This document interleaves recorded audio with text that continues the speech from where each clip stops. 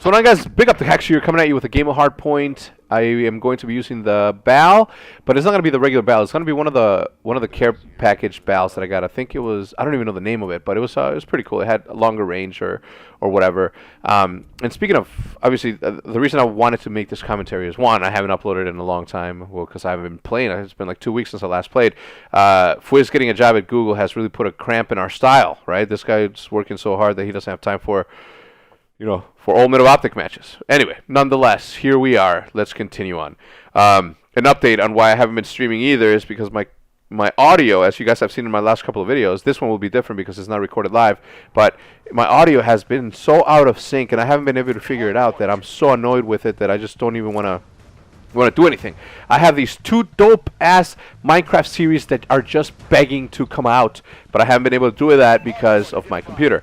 It'll be fixed soon when I get time, and we've been so busy that you guys don't even want to know. Anyway, that's boring stuff. So speaking of supply drops and the BAL that I'm using, I this morning the guys over at Charlie Intel tweeted out something along the lines of, would you pay real money to get special supply drops? And immediately I said, hell yeah. If I can get a guarantee from Activision or whoever it is that is going to be running this thing, that anything that I buy or any supply drop that I get will not give me something that I can normally get on on a free supply drop, and absolutely, right? I would be putting $25 in my bank, or in my in-game bank every single week, and just buying stuff just to see if I can get cool stuff.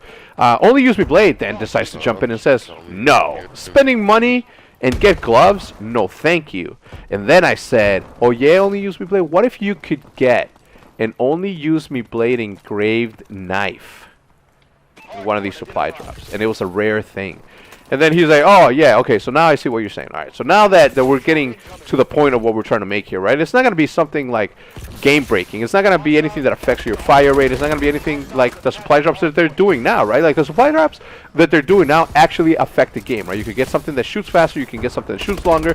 Yeah, there's going to be a little bit of balancing, right? You can either shoot farther or reload slower, or you can have less accuracy and do something different. Whatever it is, right? It's done. That sort of thing actually affects the game. As I swing wildly to kill that guy, that affects the game. What we're talking about doing is just having something that affects the aesthetics, right? Something that makes your guy look a little bit better. Imagine if you were able to get whatever team is your favorite team. If you could get an exoskeleton like the ones that were being promoted at the beginning, like the graphics guys were doing at the beginning of the game before it even was released.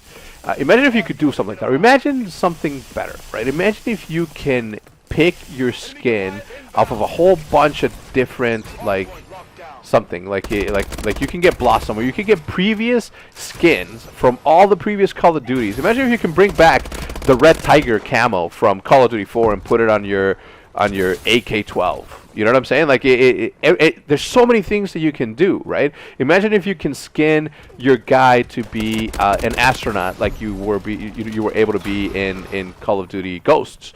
And I know that I shouldn't bring up Call of Duty Ghosts now that we're gone and separated from Call of Duty Ghosts. We shouldn't be bringing it up because it was such a bad thing. I personally had a ton of fun playing Call of Duty Ghosts, so I don't care. But then again, I'm not a professional Call of Duty player. Anyway, so not getting too far away from the point. Imagine if you were able to do that. Like, what would the benefits be to something like that? And then some kid is like, well, no, it's not a good business decision on Activision's part, because it wouldn't be. Oh, he said something along the lines of, it wouldn't be a smart business decision on Activision's part. To that, I linked them to an article.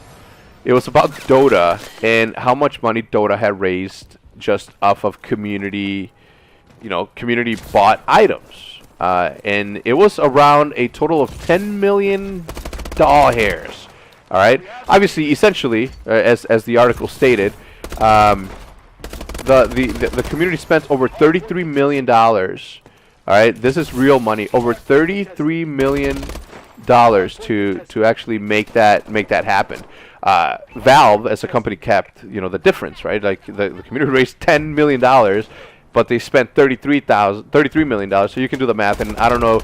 Again, I don't know if there was any official statement or whatever, but you get the point. So as far as it not being a smart or a viable business decision on Activision's part, I don't really see why not, right? They are already doing it. So I think that the only thing, and obviously I'm a little bit biased because of who I am and you know, the business that I run, where, you know, obviously it makes sense for me, right? If we can sell a skin, you know, an Optigaming exosuit for $1.99, and obviously since it's Activision and Xbox is going to take their cut, let's say 33%, and then Activision is going to take their cut, and it's going to be 33%. And then all that's left over is obviously 33% to be split between, you know, the tournament pricing and then obviously the organization, in this case me.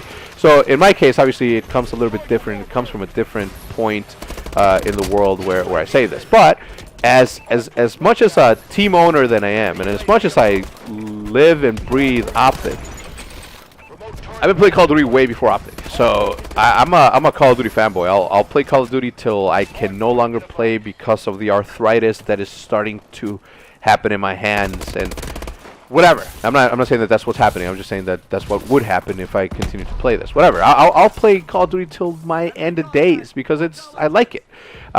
So would I do it? Would I do it? I already do it. I already buy a season pass so I can get the free downloads, and I can put a blossom or cherry blossom skin on my ballista, or a zombie skin, or a Dia de los Muertos skin, or whatever skin you want, diamond, whatever, anything, any of that. I already pay for that. So me, am I going to be more enticed to buy something that represents my team or that represents other teams? Absolutely. If they run a test with a different team and they say this, that, and the other, I would buy it because I would buy it. I want this to be a thing. I want to be able to, I don't know, I want to be able to wear Nike Jordans. And obviously they don't necessarily have to have the logo, and they don't necessarily have to have the Jumpman, but the ability to make it kind of look and resemble like the Spizikes or the Jordan 3s that you see when you go to your avatar and you buy shoes for your guy on the Xbox Marketplace. There's some shoes there that resemble the Nike the Jordan 3s. Right? They're not Jordan 3s. They're not labeled as Jordan 3s or Cement Reds or whatever. They're not labeled anything, but they look exactly like that. So as a sneakerhead, I recognize it, right? And I put it on my guy. If my soldier can be running around with Spizike lookalikes, right? Or for all of you who like LeBron's shoes, you know, whatever they're called, or if you can be running around with Nike Roches or whatever. It does not matter. The point of the matter is this, right? Customization has always been something that people have loved to do. And this has been going on since the beginning of mankind, and style and what makes an individual, right? You dress a certain way because you grew up in a certain part and you want to fit in a certain way.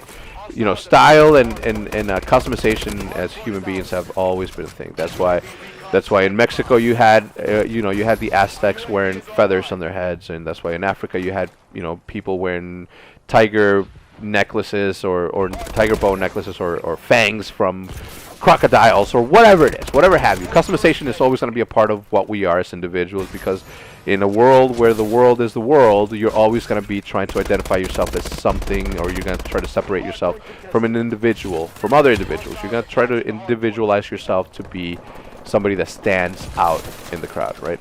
So it's part of life. Customization is always going to be cool. That's why people buy skins for their Xboxes. That's why people buy scuffs with certain, you know, colors, etc. Right? It's all about customization, and you would think that it would be an easy transition, right? Is it a smart business decision on Activision? Absolutely. Is Xbox going to be happy about doing this? Absolutely. So what is the holdup? What is it? Is it the fact that Activision would have to go through a whole bunch of red tape trying to get, you know, trademark approvals from organizations like myself? That, you know, how much would it take, right, for Activision to send over a documentation that says, hey, if you want to submit your logo, this is the form that you need to fill out. You know, link your logo. You know, here's the release form. Here's the contract where you receive X amount of blah blah. And then you're gonna have to add manpower, right, to run reports to see who bought what. And then out of that money, you're going to have to split up. So I get it. It would cost a shit ton of money for Activision to have, you know, a brand new division that would handle essentially this brand new vertical for them. Because right now, anything that they put out, they keep, right? Any cherry blossoms or any, you know, diamond camos or anything, they keep. So, you know, it's all in house. There's really nothing you can do. Where if you involve other people, right? If you involve, let's say, Infinity Ward to give you the access to the red tiger camo or the digital camo or whatever, then you're looking at other things, right? If you as Sledgehammer want to add on, let's say I don't know, whatever camos existed in the past, then obviously you're gonna have to get certain releases in certain forms. So I get it. It would be a tough scenario, but I don't know. I thought it was a cool concept, and yes, it's been brought up, you know, millions of times before. But I figured, you know what, since it's fresh in my mind, and the Charlie Delta guys decided to put it up there, I figured why not do a commentary on it. Anyway, this game's about to wrap up. I think I get a 50 bomb, and I hope it was entertaining to watch. Either way, as soon as my computer gets fixed, guys, I promise I'm gonna be back on the upload grind and on the streaming grind. Let me know your thoughts in the comment section. Remember to leave a like. Tell me what sort of camo you would wear if you could, and we'll go from there. Until next time, guys. As always, this has been HECZ. I'm out.